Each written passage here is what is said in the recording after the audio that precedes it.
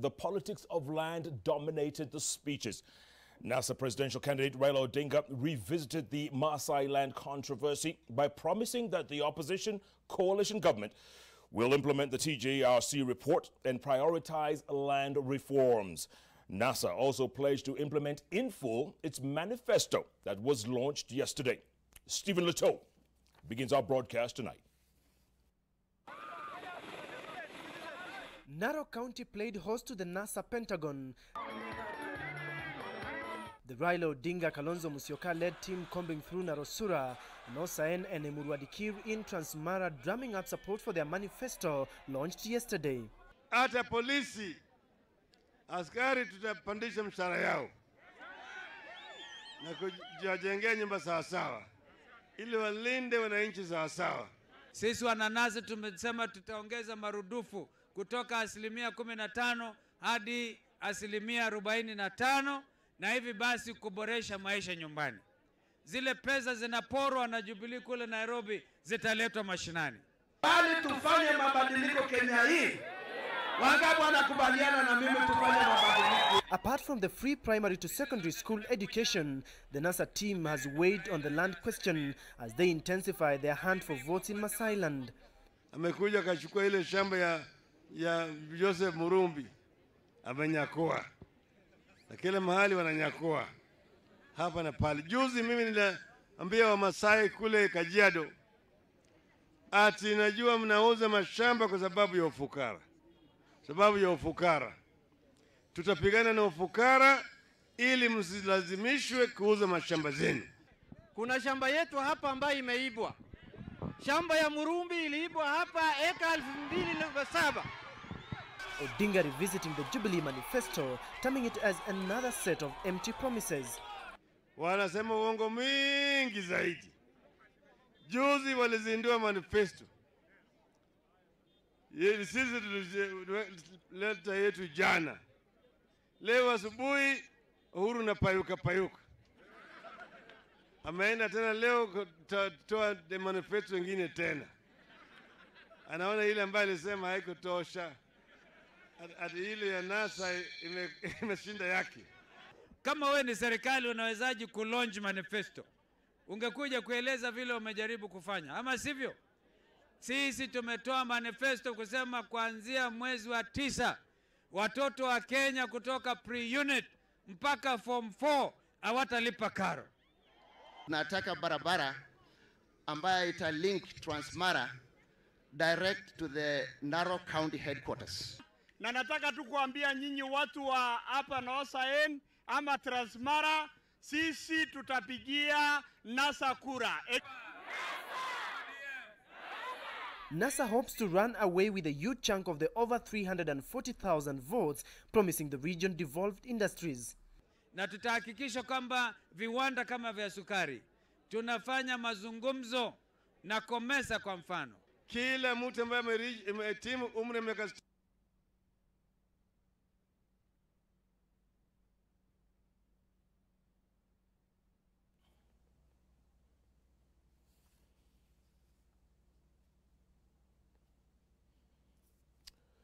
All right, we apologize for that story. We'll try and bring it in its entirety a little later. Now, the intense rivalry for the Koinange governorship between Anne Waiguru and Martha Karua played out in front of none other than President Uhuru Kenyatta when he took Jubilee campaigns to the county today.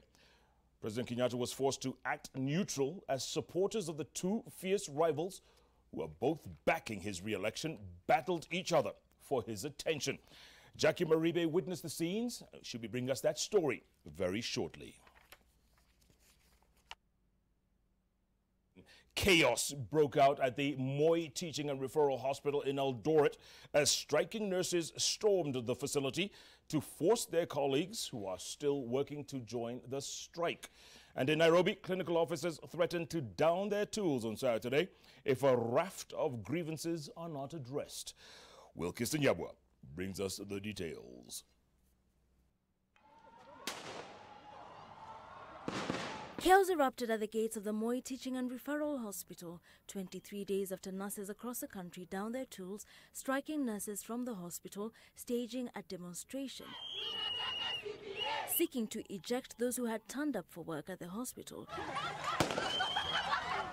The situation quickly turning chaotic as police fired tear gas canisters to disperse the crowds. The nurses who want their collective bargaining agreement to be signed before they can return to work have also taken issue with a new pay grading system for civil servants. We need SRC to give us a proper grading structure with an increment, with an increased enhanced risk allowance, enhanced basic salary, in line with others. In Nairobi, the Kenya Union of Clinical Officers and the National Union of Medical Laboratory Workers added their voices to the debate. The union leaders threatened to marshal members for a nationwide strike over the new job groupings, which they say will downgrade their over 20,000 members, withdrawing the benefits of their current job groups. The main purpose of the SRC was actually to ensure that there was equity and harmony in the public sector.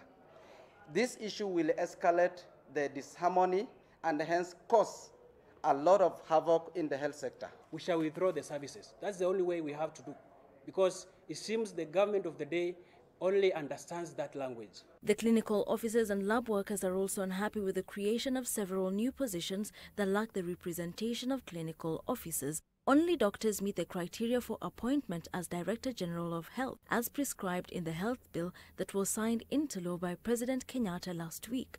This now threatening to worsen the crisis in the health sector. Clinical officers are now handling most of the outpatient services across the country, and their strike could plunge the health sector into further crisis. Wilkis Anyabwa, JKL. Thank you, Will Kiston. Now, we're going to go back to that story, NASA in Narok, National Super Alliance in Narok today. Politics of land dominated the speeches. Once again, here's Citizen Television's Stephen Leto.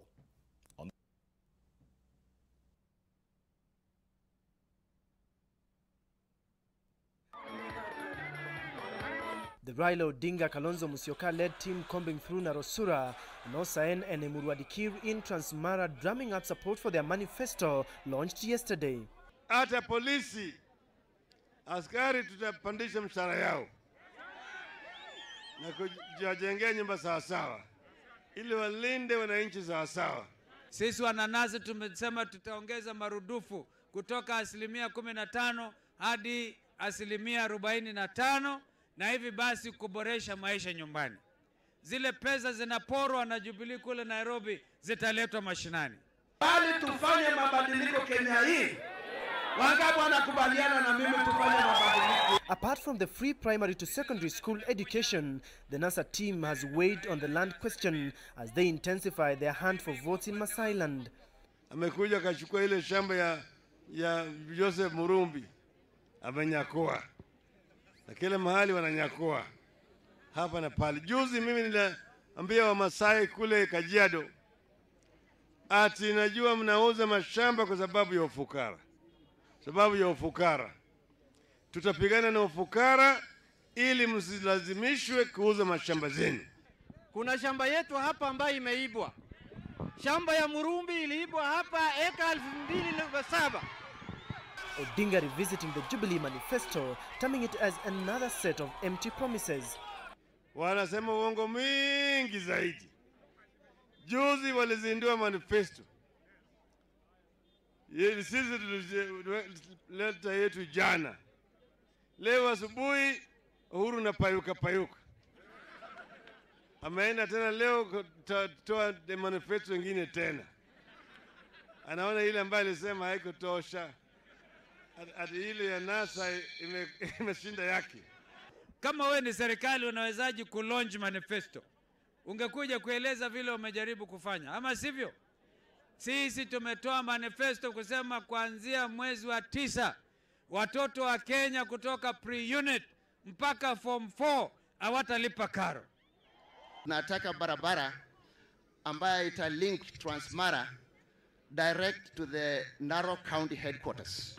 Na nataka tu kuambia nyinyi watu wa hapa Nosaen ama Transmara, sisi tutapigia NASA kura. NASA hopes to run away with a huge chunk of the over 340,000 votes, promising the region devolved industries. Na tutahakikisha kwamba viwanda kama vya sukari tunafanya mazungumzo na Komesa kwa mfano. kila mtu ambaye amehitimu umri wa miaka 65 na kwenda juu, mama na baba watapata 3,500 kila mwezi. Kwa hivyo tarehe 8 mwezi wa 8, tafadhali usiseme Raila amepita kama wewe hujapiga kura. During the 2013 polls in Narok County, Odinga scored slightly higher than Uhuru Kenyatta with a margin of 10,000 votes. With only 39 days left to the general election, the NASA campaign trail is on, and tomorrow the NASA team will take their campaigns to Masai Mara and Mau Forest before culminating into a rally in Narok Town. Stephen Leto for Citizen TV, and Osain, Narok County. All right, thank you, Stephen, there. Now, back to the president's rally in Kirinyaga, where there was an intense rivalry between both Anne Waiguru and Martha Karua, and it played out right in front of the president. Jackie Maribe witnessed the scenes in Kirinyaga and has this report.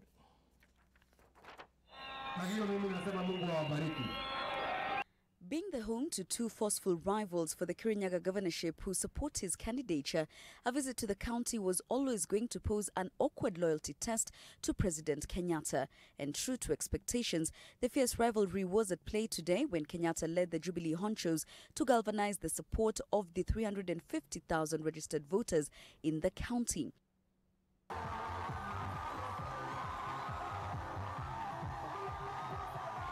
Former Devolution Cabinet Secretary Anne Waiguru, who is flying the Jubilee banner, and former Kibaki-era Minister Martha Karua of NAK Kenya are locked in a do-or-die duel.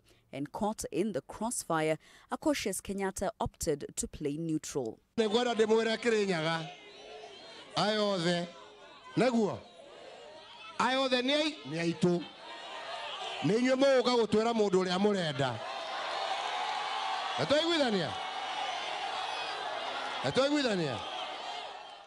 The president's middle ground appeared to contradict Deputy President Ruto's call for a 6-piece pro-Jubilee voting that was not shared by everyone.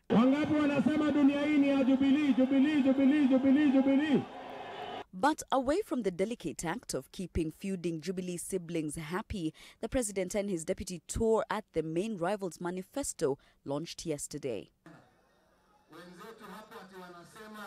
Ati Jubilee imefanya makosa kuweka askari wetu kule Somalia. Jamani, mimi nataka kuuliza, wakati majeshi yetu yalienda Somalia lini? Si walienda 2010? Nani alikuwa waziri mkuu? Nani alikuwa vice president? Nani alikuwa deputy prime minister? Nani alikuwa minister of foreign affairs?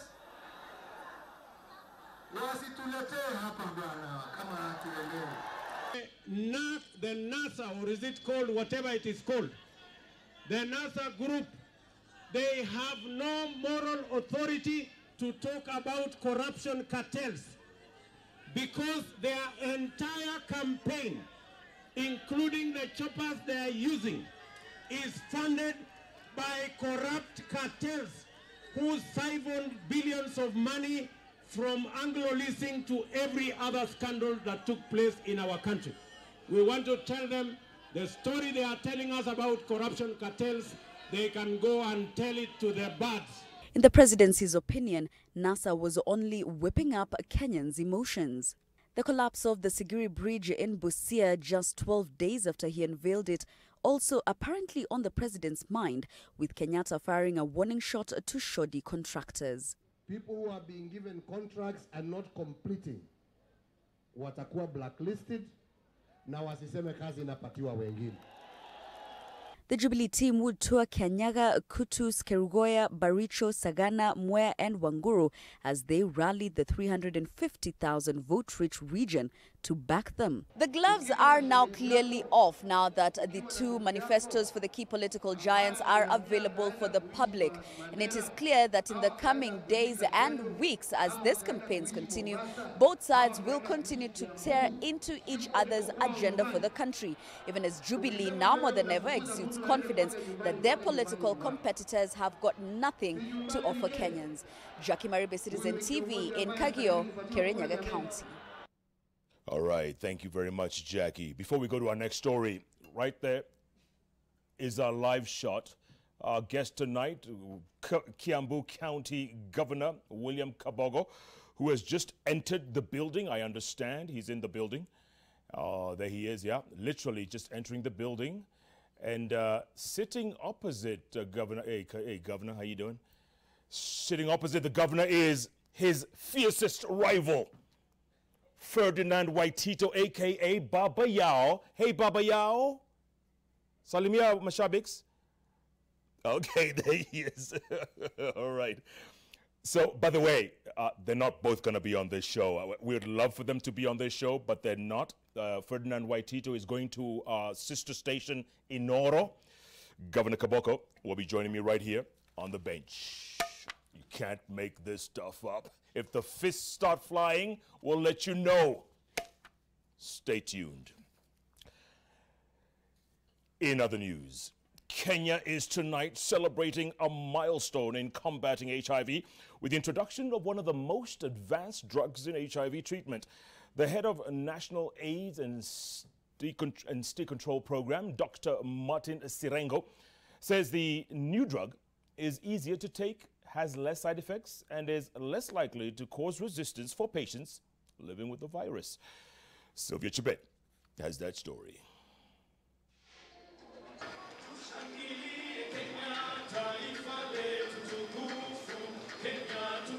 It has been the drug of choice for the last 2 years for people living with HIV in high-income countries. Finally, after 14 years of HIV treatment in Kenya, the government is now introducing it to her patients as well. Today, Kenya is the first country in the world, not on the continent, to introduce the more affordable generic version of DTG for routine use. A box of 30 pills of originated version of DTG, which doctors say lasts for a month, costs up to 5,000 shillings. The generic version only costs 400 shillings. There's a time the treatment was about 100,000 shillings a month, and many people sold their pieces of land, houses, and everything they could. 27,000 people living with HIV who are intolerant to the side effects of the current best drug used in Kenya have been put on the new drug as the Ministry of Health prepares to get more patients on board. Okay, so we have the DMS assisted by Dottie. The drug became available at the nick of time to save Dottie's life. I spent the better part of this year in hospital, a lot of the time, about 2-3 months in hospital. And it's because the fibrils had completely failed. And it did not fail because of lack of adherence to any other thing. It failed because of the side effects. So my body completely shut down and it was not responding to that line of treatment. Dr. Gremia has an advantage of achieving viral faster. It has less interaction with other drugs and it has less side effects.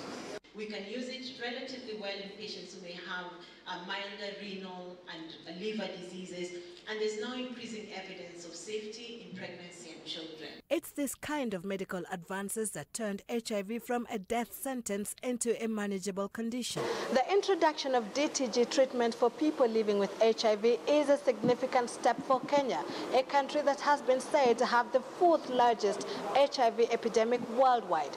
Every year, this country records 77,000 new HIV infections. Sylvia Chebet, Citizen TV, Nairobi. Thank you, Sylvia. Now, in other news, the East African Breweries Limited is setting up a 15 billion shilling brewery in Kisumu in what has been termed as a record-breaking investment. While making the announcement at a State House function, President Uhuru Kenyatta said the construction of the brewery once again confirms the country's position as a regional investment hub. But as Mercy Kandia reports, NASA presidential candidate Raila Odinga has dismissed the announcement as a campaign ploy. Kisumu is the next in line to receive record-breaking new investment that will change the lives of our farmers and our young people. That investment is a 15 billion brewery to be set up by the East African Breweries Limited in Kisumu, an undertaking the government says cements Kenya's position as a destination of choice for investors. President Kenyatta saying it would raise rural income while creating employment and boosting exports. EABL has already contracted 30,000 farmers to supply sorghum to the plant, which will see at least 110,000 Kenyans derive a source of livelihood. We see your commitment and our commitment to reduce alcohol harm in society is at the pillar of what we are doing with this brewery. The president says the plant will lead to increased utilization of sorghum, which is expected to double from the current 20,000 metric tons to around 40,000 in the next 5 years. The plant, whose construction will kick off in July, will involve sorghum farmers from Kisumu, Siaya, Migori, Homa Bay, Tharaka Nithi, Kitui and Makueni. But our farming will remain viable only if we move from subsistence production to agribusiness. Kenyatta would also condemn illicit brews just days after NASA presidential candidate Raila Odinga said he would legalize the trade of chang'aa. Ameenda tena leo kutoa manifesto ingine tena. Anaona ile ambayo alisema haikutosha. Ati ile ya NASA imeshinda yake.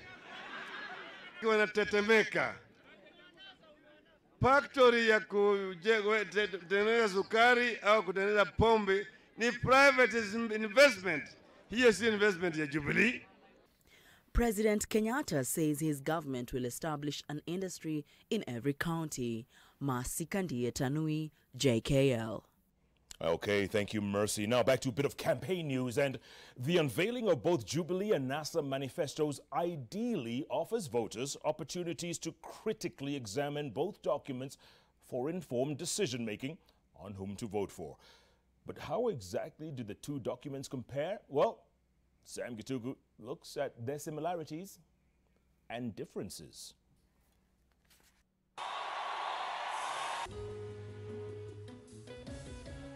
When the two political formations outlined their agenda to the nation past 2 days, top on their list was in the energy sector. Jubilee already claims to have connected power to 33 million Kenyans and now promises to lower cost of power to heavy users. It promises to complete new power plants for wind and geothermal energy in Turkana and Olkaria respectively. The National Super Alliance promises to open up the sector to competition against Kenya Power and power generating company Koinange. If elected, NASA says it will do away with the diesel power plants and replace them with natural gas and renewable power plants to spur clean energy. In the security front, NASA wants to make good its calls to pull out Kenya Defense Forces troops from Somalia, beginning 90 days of its reign. NASA is promising better terms of service for KDF and police officers and improved housing for the police. The opponents in Jubilee plan to spread security cameras to major towns while building at least 20,000 housing units for police and prison officers every year. Jubilee hopes to establish a level 5 hospital for the police. Jubilee promises to strengthen devolution through conditional grants to enable county governments to raise their own revenues and drive investment. It claims county governments are receiving 34% of ordinary revenue. NASA, however, plans to amend the constitution to raise the allocation from 15 to 45%. NASA has promised to reform the national treasury to enhance timely release of funds. In the health sector, the National Super Alliance promises medical cover for all Kenyans through a mandatory subsidized medical scheme. NASA pledges to resolve health workers' industry disputes and establish a health service authority. The Jubilee Party's focus is on an enhanced National Hospital Insurance Fund to cover mothers and their newborns for a year. NHIF will also cover senior citizens above 70 years free of charge. Both coalitions have also laid out plans to boost food security. Jubilee promises to lower the cost of fertilizer to 1,500 shillings per bag of 50 kilograms. Jubilee hopes to revive agricultural extension services and include alternative crops like sorghum, beans, millet, milk and other products in strategic reserve. NASA is similarly strategizing on enhancing food storage facilities in collaboration with county governments. Silos and fresh produce banks will be put up at each of the 1,450 wards, according to NASA. In education sector, the two political formations promise free primary and secondary education.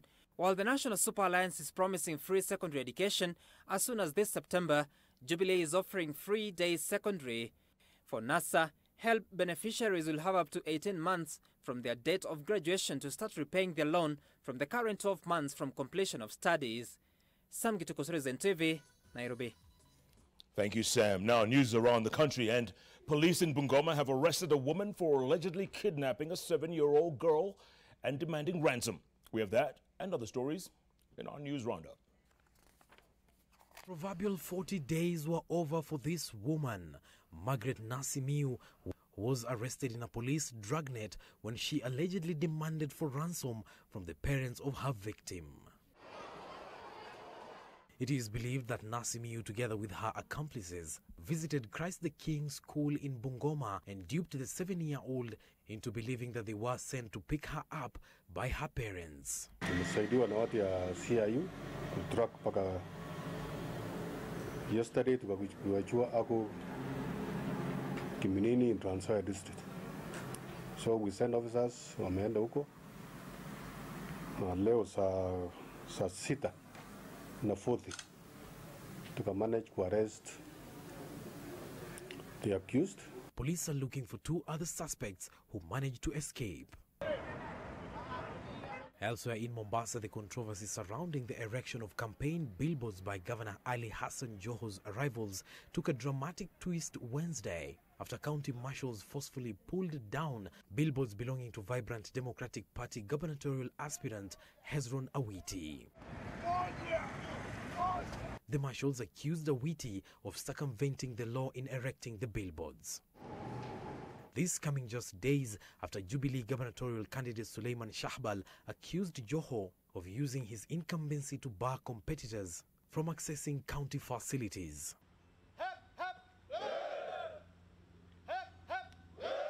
And finally, Defense Ministry has pledged to fully fund the treatment of Kenya Defense Forces soldiers ailing from cancer. The pledge was made during a Cancer Awareness Day held at Nairobi's Defense Forces Memorial Hospital, where 88 cases of cancer were reported, 41 directly affecting servicemen, while 47 affected their family members. Hassan Mugambi, Citizen TV.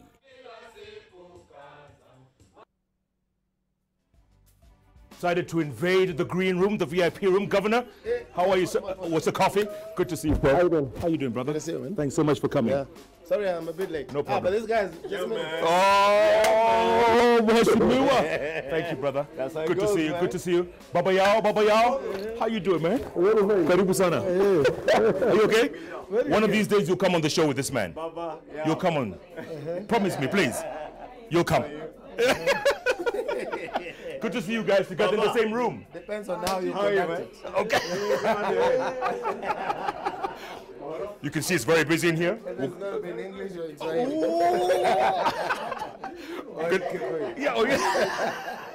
We're going to take a quick break, come back, plenty more ahead, business, news, and sports, and then the interview. My guests are here. The theme is independence, and we're asking you the question, will the independence have any effect on the election? The August election. Will you have any effect? Of course we will. What do you think? Jeff Koinange live at Citizen Television takes a break. We'll be back in a moment. Thank you, guys. Nashukuru sana. Thank you. We'll see you in a bit, okay? Asanteni sana. Thanks.